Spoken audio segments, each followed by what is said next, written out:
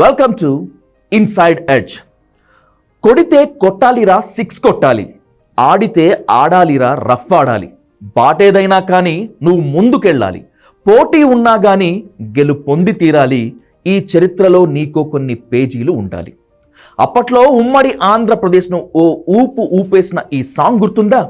Shankar Mahadevan గాత్రానికి Chiranjeevi steps కూడా తోడవడంతో high range hit అయింది. మరి అయితే ఇప్పుడు ఈ సాంగ్ ఎందుకు గుర్తు చేస్తున్నాను అనుకుంటున్నారు కదూ? బీఎస్పీకు బై బై చెప్పి టీఆర్ఎస్ తీర్థం పుచ్చుకున్న RS Praveen Kumar alias RSP కొన్ని రోజులుగా దీన్నే హమ్ చేస్తున్నారు. ఆయన ఒక్కరే కాదండోయ్, తన క్యాడర్తో కూడా సిక్స్ కొట్టాల్సిందే, ఎంపీగా గెలవాల్సిందేనంటూ స్లోగన్స్ ఇప్పిస్తున్నారు ఈ మాజీ పోలీస్ బాస్.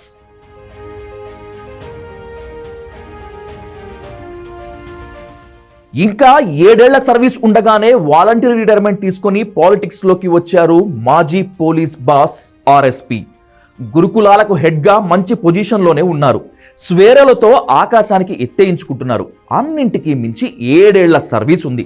అసలు ఇప్పుడు ఈయనకు పాలిటిక్స్ అవసరమా అని నిలదీసిన వారున్నారు. ఏం తప్పేముంది? విద్యావంతులు, బ్యూరోక్రాట్లు పాలిటిక్స్లోకి వస్తే దేశద్రోహం కాదు కదా. Let him come, let him do his best అని ఆల్ ద బెస్ట్ చెప్పిన వారు ఉన్నారు.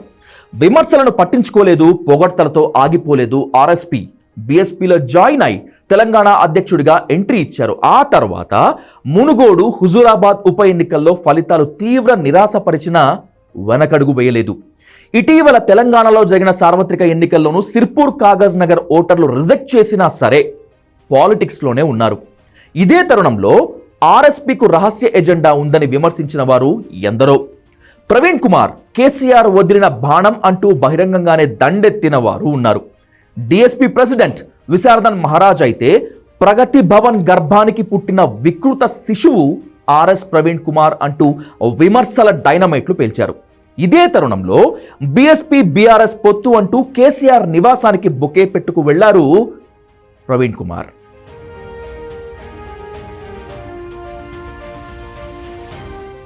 ఇదిగో ముసుగు తొలగిపోయింది. కేసీఆర్, ఆర్ఎస్పీ ఒకటే అని నెత్తి నోరు కొట్టుకుంటే విన్నారా అని అప్పటిదాకా కాసింత ప్రైవేట్గానే ఉన్న విమర్శకులు అంతా మీడియా ముందుకు వచ్చేశారు. ముమ్మాటికి ఆర్ఎస్పీ, కేసీఆర్ ఒకటేనని గర్జించారు. వీటన్నింటినీ నిజం చేస్తూ పొత్తు ధర్మాన్ని బీఎస్పీ అధినేత్రి మాయావతి సమాధి చేశారు. నేను మాత్రం మాట తప్పలేను అంటూ బీఎస్పీకి రామ్ చెప్పారు ప్రవీణ్ కుమార్. అంతేకాదు, ఆ వెంటనే కేసీఆర్ ఆశీర్వాదం తీసుకుని బీఆర్ఎస్లో జాయిన్ అయ్యారు. అయితే నాగర్ కర్నూల్ ఎంపీగా కంటెస్ట్ చేస్తారని ప్రవీణ్ వ్యతిరేకులు చెప్తున్నప్పటికీ అలా ఏమీ ఉండదులే అనుకున్నారు. ఎక్కడ ఉన్నా సరే బహుజనవాదం చట్టసభల్లో వినిపించడమే నా ధ్యేయమని చెప్పిన ఆర్ఎస్పీ టీఆర్ఎస్ నుంచి నాగర్ కర్నూల్ బీఫామ్ దక్కించుకున్నారు. ఇక ఫామ్లోకి దిగటమే తరువాయి. అవును, దళిత బహుజనుల తరపున నా గొంతుగా వినిపించడమే నా ఏకైక టార్గెట్ అని చెప్పిన ప్రవీణ్ విమర్శలను, ఆరోపణలను కేర్ చేయలేదు. ఎవరేమనుకుంటే మనకేం, మన పని మనం చేసుకుపోదాం అంటూ రంగంలోకి దిగుతున్నారు.